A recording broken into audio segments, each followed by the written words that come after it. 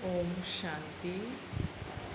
आज 23/8/2021 के मीठे बाबा के मधुर महावाक्य हैं। आज बाबा ने हम बच्चों को ज्ञान डांस की बहुत सुंदर विधि बताई है। बाबा ने कहा बच्चे जैसे देखो भक्ति में भी भक्त जो हैं वो भक्ति करते हुए इतने मगन हो जाते हैं जो डांस करने लगते हैं। तो हमें तो बाबा ने इतना सुंदर ज्ञान दिया है कि जब ज्ञान समझ में आता है तो आत्मा भी आनंदित हो जाती है, ज्ञान डांस करती है। साथ साथ बाबा ने कहा तुम बच्चे रूप बसंत हो, बाप भी रूप बसंत है।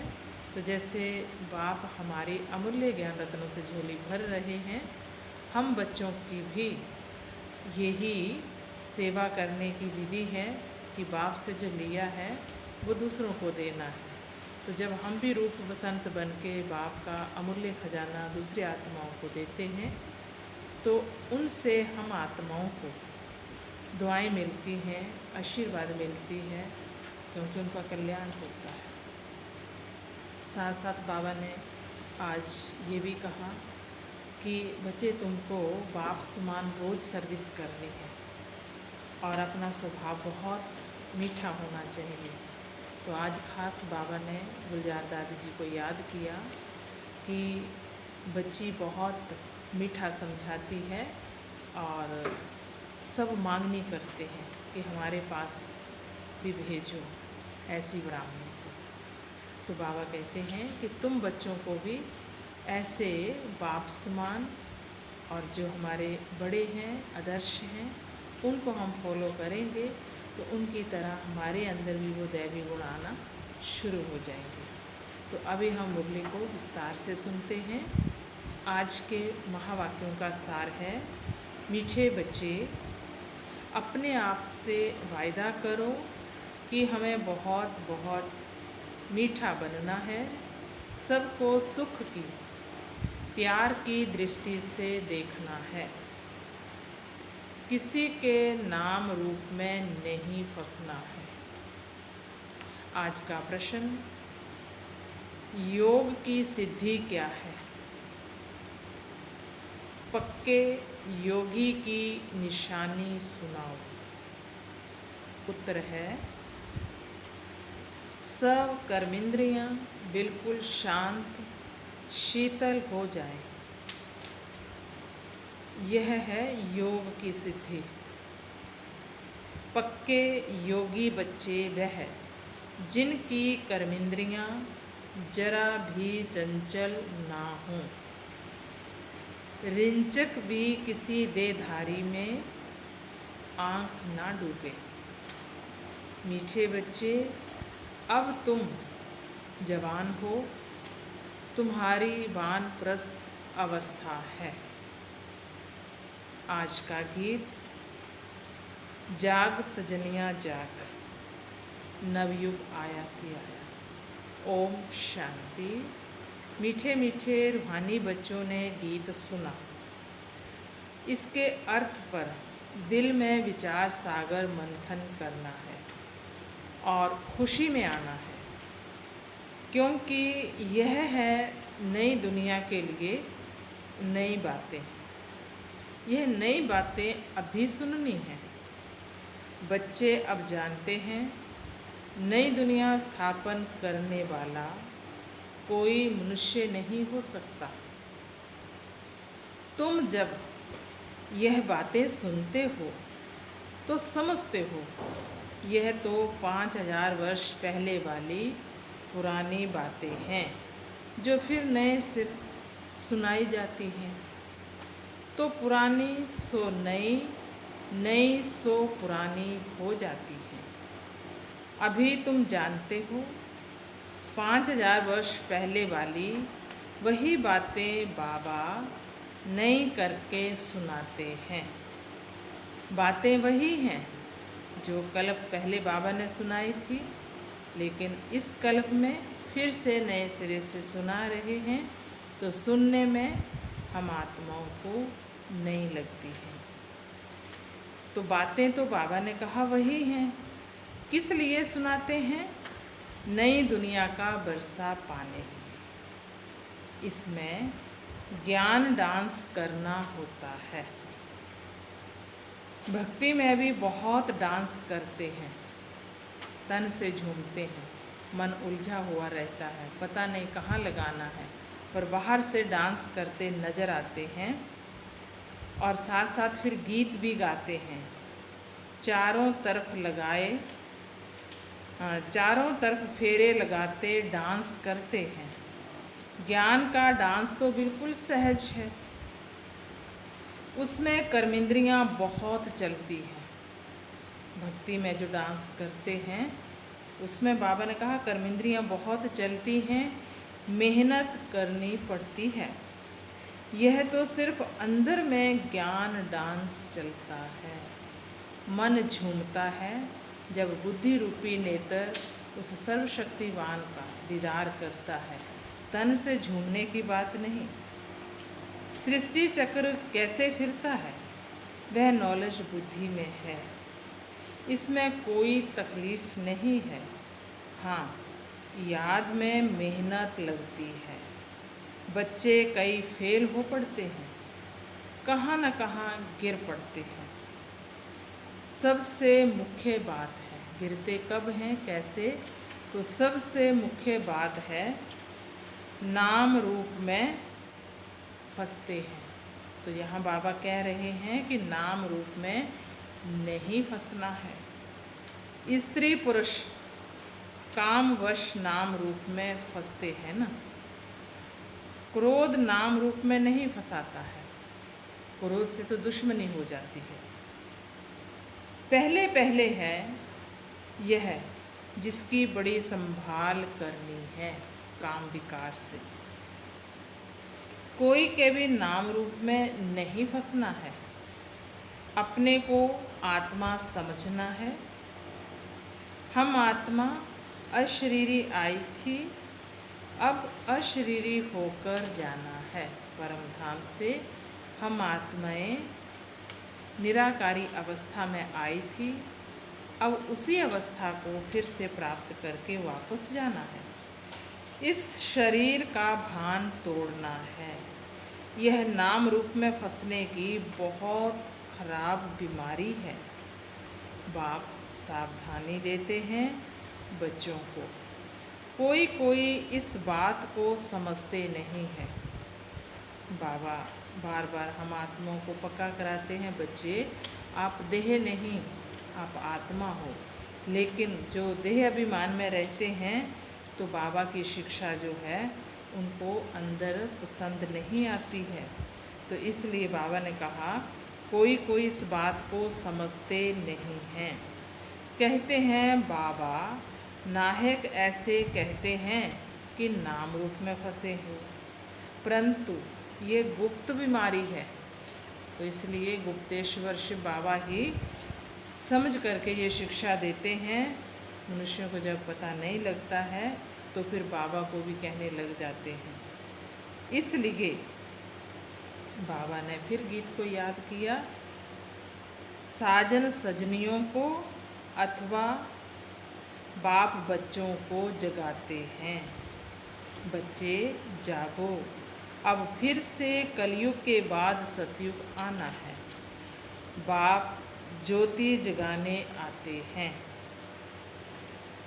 मनुष्य मरते हैं तो उनकी ज्योत जगाते हैं, और मरने वाले को तो जला देते हैं, लेकिन फिर भी ज्योत जगाते रहते हैं। तो बाबा ने कहा, और फिर जब ज्योत जगाते हैं तो दीपक की संभाल करते हैं कि बुझ ना जाए, आत्मा को अंधियारा ना हो।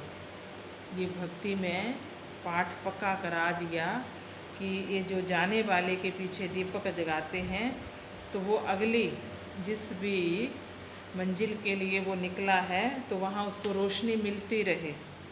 अब एक दीपक एक जगह से दूसरे कमरे में तो रोशनी पहुँचा नहीं सकता। तो जिसने शरीर छोड़ा है उसका कर्मों का हिसाब भारत से कहीं बाहर है तो दीपक की रोशनी कैसे उसको राह दिखाएगी।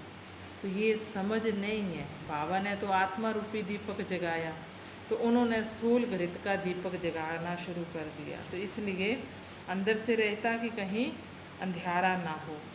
वास्तव में यह सब है भक्ति मार्ग की बातें। आत्मा तो सेकंड में चली जाती है, यहाँ से निकली और जहाँ भी उसका हिसाब होगा वहाँ पहुँच जाती है। कई लोग ज्योति को भी भगवान मानते हैं, ब्रह्म को बड़ी ज्योति कहते हैं। जहाँ आत्माएं रहती हैं, जिसको शांति धाम कहते हैं, तो कई जो हैं वो ब्रह्म उस तत्व को भी ज्योति कहते हैं। ब्रह्म समाधियों का मंदिर होता है, वहाँ रात दिन ज्योति जगती है। कितना खर्चा होता है, फालतू घृत जाता है ज्योत जगाने में, फ़ायदा तो कुछ नहीं है। हाँ, करके देसी घी का जलाते हैं तो खुशबू हो जाती है उसकी, पर कोई आत्मा की उन्नति हो, पाप कटें, मंजिल मिल जाए, ऐसा कुछ भी नहीं। फालतू घृत जाता है उसमें। यहाँ वह कुछ भी डालने का है नहीं। तो क्या डालना, यहाँ याद घृत का काम करती है। याद रूपी घृत है। तो मीठे मीठे बच्चे यह समझते हैं नई बात होने कारण ही झगड़ा होता है। बाप कहते हैं मैं आता हूँ स्वीट चिल्ड्रन के पास, भारत में ही आता हूँ। अपना जन्म देश सबको प्यारा लगता है। बाप को तो सब प्यारे लगते हैं, फिर भी मैं अपने भारत देश में ही आता हूँ। गीता में अगर कृष्ण का नाम नहीं होता तो सब मनुष्य मात्र शिव बाबा को मानते। शिव के मंदिर में कितने जाते हैं। बड़े से बड़ा मंदिर सोमनाथ का था, अभी तो कितने ढेर के ढेर मंदिर बने हैं। कृष्ण को इतना सब मानते नहीं जितना बेहद के बाप को मानते हैं। जहाँ तहाँ कहीं भी चले जाओ, किसी भी देश दिशा में शिव का मंदिर सब जगह मिलता है। तो सब जगह जितनी मान्यता शिव की है उतनी कृष्ण की नहीं है। तो इसलिए बाबा ने कहा अगर गीता के अंदर कृष्ण के बदले शिव का नाम होता तो सब मानते।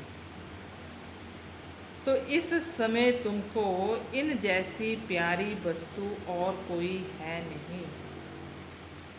इसमें साकार की महिमा कोई है नहीं। यह तो निराकार की महिमा है जो अभोक्ता है। जबकि बेहद का बाप स्वर्ग का रचता है तो उससे स्वर्ग का बरसा लेने का पुरुषार्थ करना चाहिए। आजकल करते करते काल खा जाएगा। कई कहते हैं, जब बाबा ऐसी शिक्षा देते हैं कि बेहद का बाप जब स्वर्ग का रचता है, इतना ऊंच वर्षा दे रहे हैं, तो फिर पुरुषार्थ करना चाहिए। तो कई कहते हैं कि हम कल कर लेंगे, रिटायरमेंट के बाद कर लेंगे, और 2-4 साल निकलने के बाद बच्चों की थोड़ी जिम्मेवारी उनको निभा लें फिर कर। तो बाबा ने कहा आजकल करते करते काल खा जाएगा, समय बाकी थोड़ा है। बाप से बरसा तो ले लो। जब प्रोब लिखते हैं तो उस समय समझाना भी है, जबकि निश्चय करते हो वह बेहद का बाप है तो बाप से बरसा लेने का पुरुषार्थ करो, नहीं तो बाहर जाने से झट भूल जाएंगे। मेला प्रदर्शनी करते हैं, समझने वाले आते हैं तो फिर गेट पर रजिस्टर रहता है, समझ करके फिर उनसे लिखवाते हैं। तो इसलिए बाबा ने कहा अगर वो लिखते हैं तो फिर उनको कहना चाहिए कि फिर इतना ऊंच बाप है, इतना ऊंचा हमें भरसा दे रहे हैं तो पुरुषार्थ करना चाहिए, नहीं तो फिर यहाँ से निकले बाहर गए तो भूल जाएंगे। बाप तो कल्याणकारी है। कहते हैं इस योग से ही तुम्हारे सब दुख 21 जन्म के लिए दूर होने हैं। बच्चियाँ घर में भी समझाती रहें कि अब सब दुख दूर करने वाला बेहद का बाप जो स्वयं धरा पर आ चुका है, जो सबका दुख हरता सुख करता है, वो बेहद के बाप को याद करने से ही तमो प्रधान से सतो प्रधान बन जाएंगे। पवित्र तो जरूर रहना पड़े, मूल बात है पवित्रता की। जितना जितना याद में जास्ती रहेंगे तो कर्मेंद्रियां भी शांत होती जाएंगी। जब तक योग की सिद्धि पूरी नहीं होती है तो इंद्रियां भी शांत नहीं होती हैं। हर एक अपनी जांच करे। काम विकार मुझे कोई धोखा तो नहीं देता है, कोई चंचलता तो नहीं होनी चाहिए। अगर मैं पक्का योगी हूँ तो यह जैसे कि वानप्रस्थ अवस्था है, बाप को ही याद करते रहना है। बाप सब बच्चों को समझाते हैं, जब तुम अच्छे योगी बनेंगे, कहाँ भी आँख नहीं डूबेगी, तो फिर तुम्हारी इंद्रियां शांत हो जाएंगी। मुख्य है यह जो सबको धोखा देती, आँखें जो हैं वो धोखा देती हैं। योग में अच्छी रीति अवस्था जम जाएगी तो फिर महसूस होगा हम जैसे जवानी में ही वानप्रस्थ अवस्था में आ गए हैं। बाप कहते हैं काम महाशत्रु है, तो अपनी जांच करते रहो। जितना याद में रहेंगे उतना कर्मेंद्रियां शांत हो जाएंगी और बहुत मीठा स्वभाव बन जाएगा। फील होगा मैं पहले कितना कड़वा था, अब कितना मीठा बन गया हूँ। बाबा प्रेम का सागर है ना, तो बच्चों को भी बनना है। मास्टर प्रेम स्वरूप बच्चों को भी बनना है। तो बाबा कहते हैं सबके साथ प्यार की दृष्टि रहे। अगर किसी को दुख देंगे तो दुखी होकर मरेंगे, इसलिए बहुत मीठा बनना है। बाबा कहते हैं मैं रूप बसंत हूँ ना। बाबा से कितने अमूल्य ज्ञान रत्न मिलते हैं जिससे तुम झोली भरते हो। वो लोग फिर शंकर के आगे जाकर कहते हैं भर दे झोली। उनको यह पता ही नहीं कि शंकर झोली भरने वाला नहीं है। अभी तुम समझते हो। ज्ञान सागर बाबा हम बच्चों की ज्ञान के रत्नों से झोली भरते हैं। बाबा कहते तुम भी रूप बसंत हो। हर एक की आत्मा रूप बसंत है। अपने को देखते रहो हम कितना ज्ञान रतन धारण कर और ज्ञान डांस करते हैं अथवा रत्नों का दान करते हैं। सबसे अच्छा रतन है मन मना भव। बाप को याद करने से बाप का बरसा पाते हैं। जैसे बाबा में ज्ञान भरा हुआ है वैसे बाप बैठ बच्चों को आप समान बनाते हैं। गुरु लोग भी आप समान बनाते हैं। जब शिष्य को सिखलाते हैं और उनको गद्दी सौंपनी होती है तो फिर उस शिष्य को अपने बाजू में बैठ सिखलाते हैं। तो यह है बेहद का बाप जिसका रूप बिंदी है, तुम्हारा भी रूप बिंदी है। तुमको आप समान ज्ञान का सागर बनाते हैं। जितनी धारणा करेंगे कराएंगे उतना उच्च पद पाएंगे। बहुतों का कल्याणकारी बनेंगे तो बहुतों की आशीर्वाद मिलेगी। बाप भी रोज सर्विस करते हैं ना। यह गुलजार बच्ची है, कितना मीठा समझाती है, सबको पसंद आता है। दिल होती है ऐसी ब्राह्मणी हमको मिले।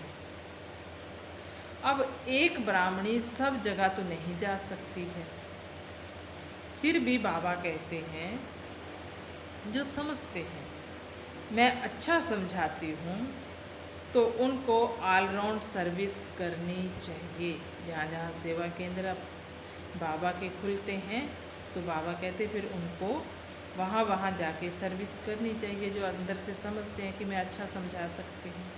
आप पे ही शौक़ होना चाहिए मैं सेंटर पर चक्कर लगाऊं। जो समझते हैं मैं बहुतों का कल्याण कर सकती हूँ, मेरी अच्छी खुशबू निकलती है, अच्छी तरह से बाप के ज्ञान रत्नों को हम दूसरों को बांट सकते हैं, दे सकते हैं, खुशबू निकलती है। तो बाबा ने कहा शौक़ होना चाहिए, 10-15 दिन जाकर सेंटर से चक्कर लगा आओ। एक को देखकर फिर और भी सीखेंगे, जो करेगा सो पाएगा, और जो एक पहले नंबर पे करेगा उसको अनेकों की दुआएं भी मिलेंगी। यह सर्विस बहुत कल्याणकारी है। तुम मनुष्यों को जिए दान देते हो, यह बड़ा उत्तम से उत्तम काम है। धंधे वाले भी युक्ति से टाइम निकाल सर्विस पर जा सकते हैं। सर्विसेबल को तो बाप प्यार भी करेंगे, परवरिश भी करेंगे। जिनको सर्विस का शौक़ होगा वह सर्विस बगैर रह नहीं सकेंगे। बाप मदद भी करते हैं ना। बच्चों को बहुत रहम दिल बनना है। विचारों की बहुत दुखी जीवन है, कैसे हालात हो गए हैं, चारों तरफ दुख, अशांति, बीमारियाँ, लड़ाई चढ़ाई। तो बाबा कहते हैं विचारों की बहुत दुखी जीवन है। तुम जिए दान देते हो, किसको? अविनाशी ज्ञान रत्नों का दान करना। इन जैसा सर्वोत्तम ज्ञान दान कोई है नहीं। बहुत रहम दिल बनना है। ब्राह्मणी कमज़ोर होने के कारण सर्विस ढीली हो जाती है, इसलिए अच्छी टीचर की मांगनी करते हैं। जब भी विचार आए तो चले जाना चाहिए सेवा करने का। बाबा कहते चले जाना चाहिए सेवा के लिए। बाबा कौन सा सेंटर ठंडा है, हम जाकर चक्कर लगाएं। प्रदर्शनी के चित्र भी हैं, चित्र भी जास्ती अच्छी रीति समझेंगे। ख्याल चलना चाहिए हम सर्विस कैसे बढ़ाएं। बाप भी सबका जीवन हीरे जैसा बनाते हैं। तुम बच्चों को भी सर्विस करनी है। वंदे मातरम गाया जाता है, परंतु अर्थ नहीं समझते हैं। पतित मनुष्यों की अथवा पृथ्वी आदि की कभी वंदना नहीं की जाती, क्योंकि मनुष्य तो वंदे मातरम समझ करके, बोल करके धरती को नमन करते हैं। तो बाबा ने कहा कि पृथ्वी अथवा पतित मनुष्यों की वंदना नहीं की जाती। यह तो 5 तत्व हैं, उनकी क्या वंदना करेंगे? 5 तत्वों से बना हुआ शरीर है, तो शरीर की पूजा करना हो गई बुद्ध की पूजा। शिव बाबा को तो शरीर है नहीं, उनकी पूजा है सबसे उत्तम, बाकी है मध्यम। आजकल तो मनुष्यों को भी पूजते रहते हैं, वह हैं पतित। महान आत्माएं तो देवताएं होते हैं, सन्यासियों से वह जास्ती पवित्र हैं। अभी तुम बच्चे जानते हो हम देवता बन रहे हैं। बाप हमको यह अविनाशी ज्ञान रतन दान करना सिखलाते। देवता माना देने वाला, तो देवताई पद तो सतयुग में मिलेगा, लेकिन उसके लिए पुरुषार्थ संगम पे करना है। तो जो बाप से अविनाशी ज्ञान रतन लिए हैं उनका दान करना है, इसलिए देवताओं को हमेशा देने वाला दिखाया जाता है। तो इन जैसा ऊंच दान और कोई होता नहीं है। एक बाप को ही याद करना है। शिव और लक्ष्मी नारायण के चित्र तो हैं, हर एक अपने घर में लगा दे तो याद रहेगा। शिव बाबा हमको यह लक्ष्मी नारायण बनाते हैं। इस समय तुम बन रहे हो, स्वर्ग का रचता है ही शिव बाबा। सतयुग में तो नहीं बरसा देंगे, इस अंतिम जन्म में शिव बाबा कहते हैं मुझे याद करो तो तुम यह बनेंगे लक्ष्मी नारायण। और सब बातें छोड़कर बस सर्विस और सर्विस। बाप को याद करते हो, यह भी बड़ी सर्विस करते हो। तत्ववादी सब पावन बन जाते हैं जब शिव बाबा को याद करते हैं। तो बाबा कहते हैं तुम्हारी याद का प्रभाव तत्वों पर भी पड़ता। आत्मा तो शुद्ध होती ही है, लेकिन ये शुद्ध वाइब्रेशन तत्वों पर भी पड़ते हैं, तो तत्व भी पावन बनते जाते हैं। योग की महिमा बहुत भारी है। दुनिया में योग आश्रम तो बहुत हैं, परंतु वे सब हैं जिस्मानी हठ योग। तुम्हारा यह है राजयोग, 3-4 दिन से बाबा लगातार अपने महावाक्य में सहज राजयोग और हठ योग की बात सुना रहे हैं हम बच्चों को। तो बाबा ने कहा वह है जिस्मानी हठ योग, तुम्हारा है राजयोग, जिससे तुम्हारा बेड़ा पार हो जाता है। उन अनेक प्रकार के हठ योग आदि से सीढ़ी उतरते आए हो। मूल बात है याद की, देखना है हमारा मन कहाँ विकार तरफ तो नहीं जाता है। विकारी को ही पतित कहा जाता है, अर्थात कौड़ी मिसल, कोई काम का नहीं, कोई वैल्यू नहीं।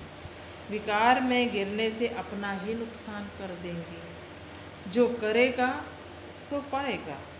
बाप देखें व ना देखें, चढ़ती कला है या उतरती कला है, कौन सा कर्म कर रहे हैं, जो करेगा सो पाएगा। इसमें बाबा देख रहा है नहीं देख रहा है वो नहीं। बाबा ने कहा अपने को चेक करना है। हम बाप की सर्विस करते हैं, हमारे में कोई अवगुण तो नहीं है, अगर है तो निकाल देना चाहिए। अपने से अवगुणों को निकालने के लिए बाप बहुत समझाते रहते हैं। निर्गुण का भी अर्थ कोई नहीं समझते।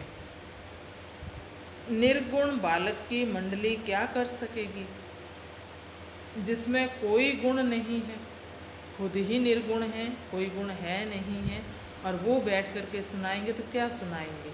तो इसलिए बाबा ने कहा वो मंडली क्या कर सकेगी। बिगर अर्थ जो आया सो कह देते हैं। अनेक मतें हैं ना, तुमको एक मत मिलती है जिससे तुमको तो अथाह खुशी होनी चाहिए। बाप सिर्फ कहते हैं मुझे याद करो और कमल फूल समान बनो, मनसा वाचा कर्मणा पवित्र बनो। तुम बच्चे जानते हो हम ब्राह्मण श्रीमत पर अपने ही तन मन धन से अपनी और सारे विश्व की सेवा कर रहे हैं। बाप आएंगे तो भारत में ना, तुम पांडव भारत को स्वर्ग बनाने की सेवा कर रहे हो, तुम अपना काम करते हो, आखिर विजय तो पांडवों की होनी ही है। इसमें लड़ाई की बात नहीं है, किसी के साथ लड़ रहे हैं उनकी हार तो हमारी विजय नहीं। बाबा कह रहे हैं कि तुम पांडव हो, परमपिता परमात्मा के साथ योग रखने वाले, और तुम योग से विषय विकारों पर जीत प्राप्त करते हो। तो इसमें लड़ाई की बात नहीं। तुम हो डबल नॉन वायलेंस, ना विकार में जाते ना गोली चलाते, जो गीता में लिखा, ना काम विकार ना क्रोध विकार, दोनों ही शत्रु हैं। तो बाबा कहते तुम हो डबल अहिंसक। वायलेंस से तो कोई भी विश्व की बादशाही पा नहीं सकते। बाबा ने समझाया है वह दोनों अगर आपस में मिल जाएं तो विश्व पर राज्य कर सकते हैं। दोनों कौन? दोनों क्रिश्चियन जो भाई भाई, यूरोप वासी अमेरिका वासी, दोनों अगर मिल जाएं तो विश्व पर राज्य कर सकते हैं। परंतु ड्रामा में ऐसा है नहीं। क्रिश्चियन ने ही कृष्णपुरी को हप किया है। असुल तो भारत कृष्ण की ही पुरी थी न, लड़कर बादशाही ली, बहुत धन ले गए। बाबा क्रिश्चियंस की बात कर रहे हैं। अब फिर धन वापस होता जाता है। अब वो तो सोचते हैं कि हम भारत को कर्जा दे रहे हैं। तो शिव बाबा कहते हैं बच्चे ये कर्ज नहीं दे रहे हैं, ये इनका फ़र्ज है, क्योंकि ये लूट करके लेके गए हैं भारत की संपदा को, तो आज उनको वापस भी वो करनी है। तो वो भले समझे कि हम कर्जा दे रहे हैं, लेकिन ये कर्ज नहीं है, ये उनका फ़र्ज है। जिस वक्त हिसाब पूरा हो जाएगा तो फिर बाबा कहते घर जाएंगे हम सब, वो विनाश की सीन होगी। तो इसलिए अब वो वापस होता जाता है और फिर तुम विश्व के मालिक बन जाते हो। बाबा कितनी युक्तियाँ बताते हैं, उन्होंने ही तुम्हारा राज्य छीना है। फिर वह आपस में लड़ते हैं और विश्व के मालिक तुम बन जाते हो। बाबा कहते तुम लड़ते नहीं हो किसी के साथ हथियार के साथ, लेकिन विश्व पर राज्य करने के लिए वो दोनों आपस में लड़ेंगे, लेकिन विश्व के राज्य का मक्खन बाबा कहते तुम बच्चों के हाथ में आ जाएगा। कितनी बड़ी बादशाही है। मेहनत सिर्फ इसमें है, याद करते रहो और अपना बरसा लो। इसमें तंग नहीं होना चाहिए। अच्छा, मीठे मीठे सिक्की लदे बच्चों प्रति माता पिता बाप दादा का याद प्यार और गुड मॉर्निंग। रूहानी बाप की रूहानी बच्चों को नमस्ते। हम रूहानी बच्चों की रूहानी बाप दादा को याद प्यार गुड मॉर्निंग और नमस्ते। अवधारणा के लिए मुख्य सार, पहला पॉइंट है, दूसरी सब बातों को छोड़कर ज्ञान दान करना है। रूप बसंत बनना है, अपने अवगुणों को निकालने का पुरुषार्थ करना है, दूसरों को नहीं देखना है। दूसरा पॉइंट है, अपना स्वभाव बहुत मीठा बनाना है, सबके प्रति प्यार की दृष्टि रखनी है, किसी को भी दुख नहीं देना है, कर्मेंद्रिय जीत बनना है।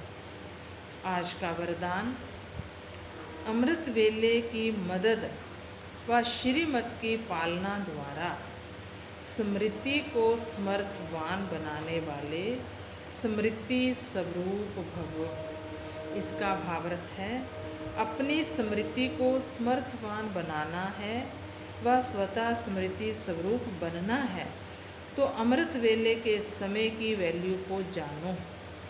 जैसी श्रीमत है उसी प्रमाण समय को पहचान कर समय प्रमाण चलो तो सहज सर्व प्राप्ति कर सकेंगे और मेहनत से छूट जाएंगे। अमृत वेले के महत्व को समझ कर चलने से हर कर्म महत्व प्रमाण होंगे। उस समय विशेष साइलेंस रहती है, इसलिए सहज स्मृति को समर्थवान बना सकते हो। स्लोगन है आज का, याद और निस्वार्थ सेवा द्वारा माया जीत बनने वाले ही सदा विजयी हैं। ओम शांति।